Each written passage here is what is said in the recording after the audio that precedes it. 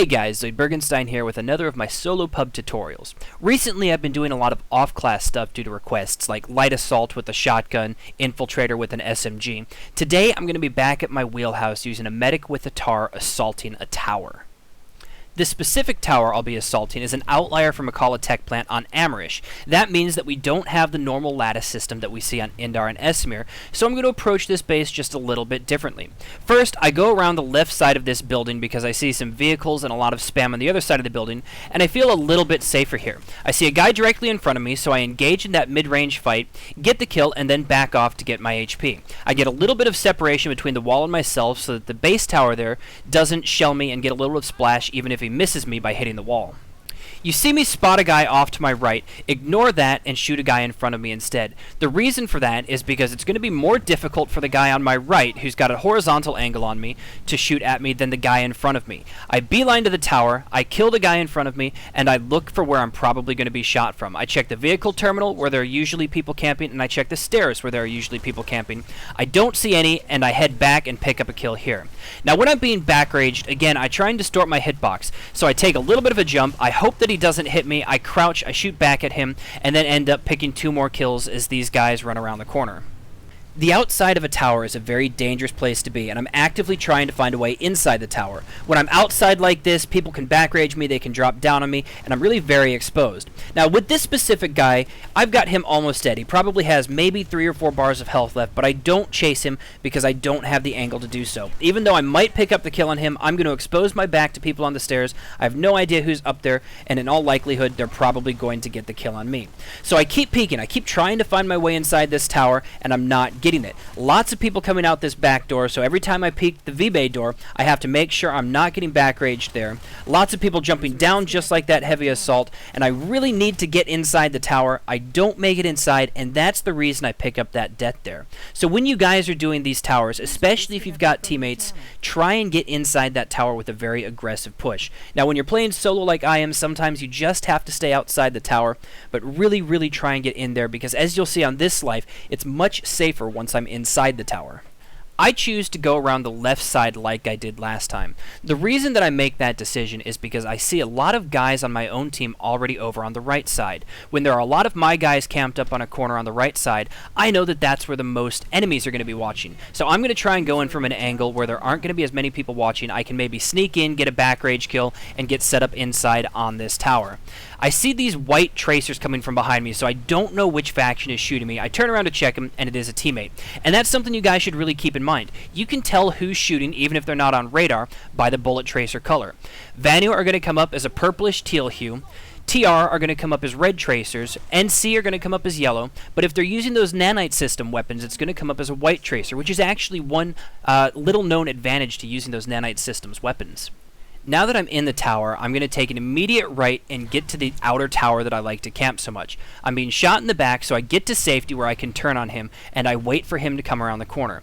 Now, after a few seconds when he doesn't come, I want to make sure that he's not going around the other direction, so I go and I check that corner. He's not there. I feel I've got my timing down, so I go back and I check this corner again.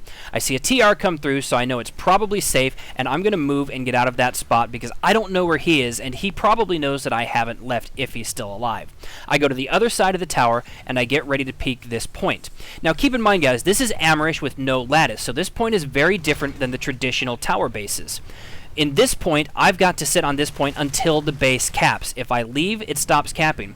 Whereas if I'm on a regular tower, I can flip the point in just a couple seconds and I can run off. So all I'm going to do here is I'm going to get on it until it starts flashing, and I'm going to try and camp people as they go to resecure the point.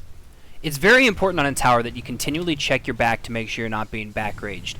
The Vanu can drop at any point on this tower, so I need to make sure that they're not behind me and that I'm keeping everyone in front of me. Now, I did flash that point just a couple seconds ago, so I know that the Vanu are going to be there. I peek it, and then I see 4 of them, a Zoe and 3 infantry. I'm able to take out 2 of the infantry. I let the Zoe run, and then I pick up a 3rd kill.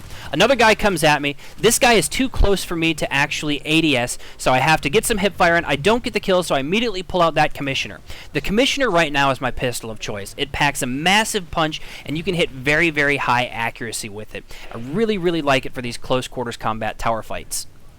You may not be able to hear it in the video once I upload this to YouTube, but just a second ago someone called enemy medic spotted. I'm playing medic, so I feel that I might be spotted, which is why you see that sudden snap back to look at that turret. No one ends up being there, but I still want to check my back. As it turns out, there is a Vanu there, and a friendly picks up the kill, but it's so important that I don't let someone come behind me because I'm going to win my firefights when I'm one-on-one with someone in front of me, but if someone gets me from the back, just like if I get them from the back, there's not much I can do. Now the point has stopped flipping, so I go back on, I make it flash again, and then I leave. I keep going through, making that point flash so that the Vanu are going to be moving to that point to resecure it, and I move off it so that I can camp them.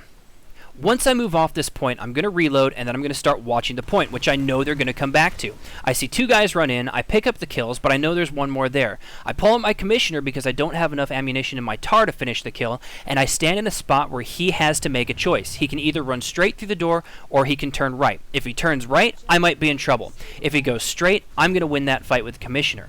Now when I see a Zoe Max, I'm going to run. If I was in ops playing with other people, I might stand my ground and try and burn him down, but since I'm completely by myself, I'm just going to jump off the tower and make him make a decision again. He can either drop and chase me and possibly get killed by a harasser or a tank, or he can stay in safety. 90% of the time, players are going to choose to be safe. I end up seeing that Zoe Max across on the other side of the stairs, and I move up and I turn right again to immediately get to safety and put some walls between the Zoe and myself. I see two kills there and I take them, but I really don't like my odds against that Zoe in the tower, so it's time for me to make my escape. As I'm making this escape, it's important for me to cross that open area and get to cover as fast as possible. I don't like my odds of turning to fight, so I get inside and I take cover on those boxes, and then I make him make a decision. He's either got to turn right, or he's got to go straight into me here, and I end up picking the kill on him. I peek out here, and I end up seeing one more guy who's being fired. I've got his back, and I pick up the kill on him, and that's where we're going to end this video.